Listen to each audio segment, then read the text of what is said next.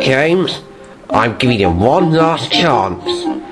If you help the engines welcome Stepney back, we'll say no more about it. If not, I'm going to give you the biggest punishment. Yes, sir.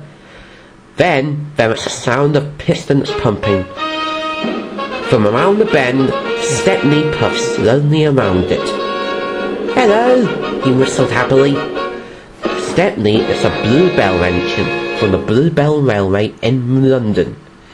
He looked similar to Thomas, but with flat roof cab and smaller. This, Stanley, cars, is Stepney. He comes from the Bluebell Railway somewhere in England. He has visited us recently, but not in a long time. So here he is, back again. I hope you enjoy your stay, Stepney, added Sally. Yes, welcome to Sodor, added Lighton. Oh, thank you, Miss Stepney. He was glad to be back. Oh boy, added the man. I wonder what will Thomas say? Thomas didn't know that Stepney had come back. He had been busy puffing around the island, wanting everyone to know that he is back on track. That afternoon, Thomas puffed proudly to his special delivery. Then, James puffed up with a passenger train, heading to the mainland.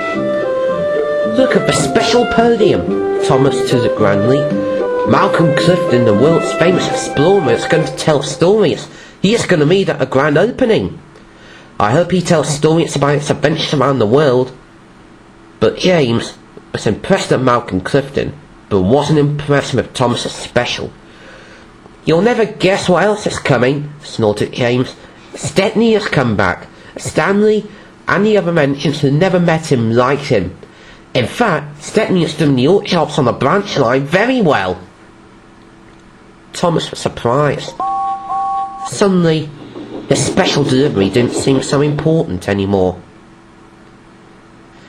The next day, Thomas had to take broken bricks to Brengham Docks. He stopped at the engine wash. He saw a yellow tank engine. That's Stepney, he thought. Stepney and Percy were plain and joking. They had fiddled with the controls so that the machine could pour more bubbles. Percy was giggling and Stepney was laughing even louder. Thomas felt left out. He tooted to his friend, but Percy was too busy having fun, and the engine wash was so noisy that Percy didn't hear or notice Thomas.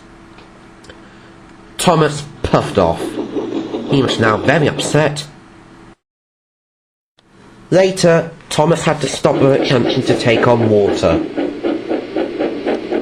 Gordon was there. Thomas had been delivering some fuel trucks. Then, with a whoosh and a whistle, Stepney puffed into the station yard pulling Annie and Clarabel. They were having a wonderful time.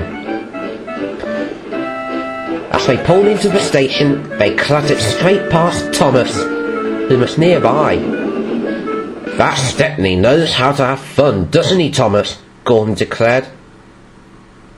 Thomas didn't reply back to Gordon. He watched Stepney's passengers boarding off Annie and Clarabel looking happy.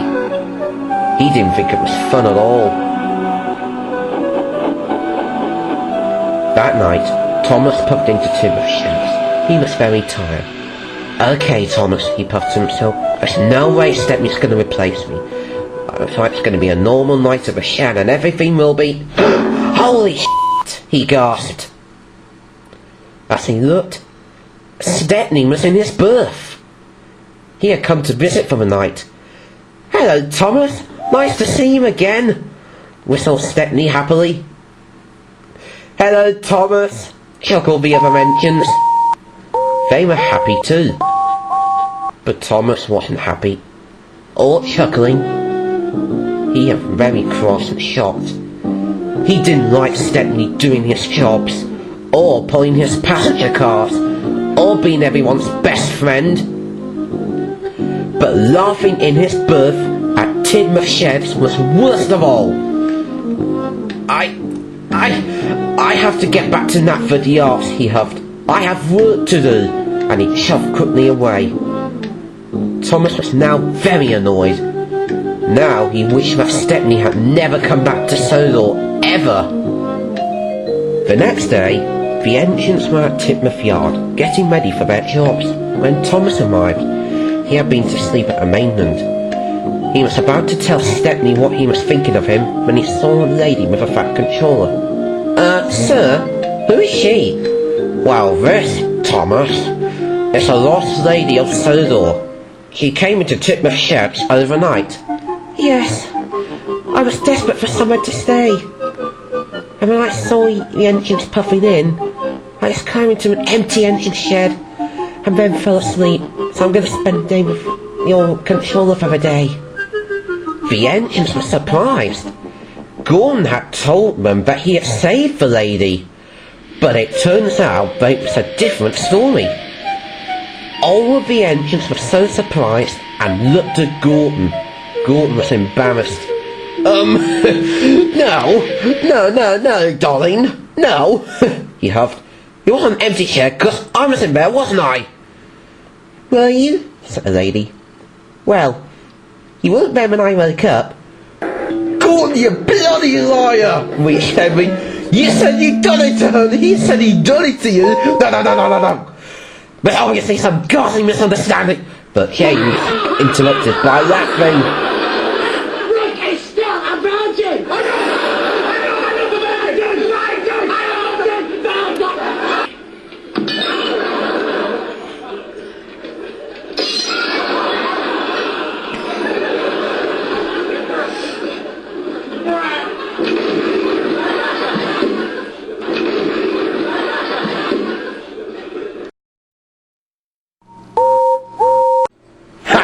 To eat a car special to my sexuality, James.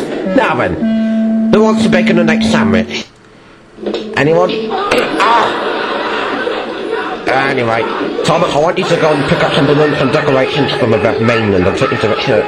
Yes, sir, I'm on it. And Gordon and James raced out of the yard, calling the name. Wait, I'll have a bacon and egg sandwich, Gordon.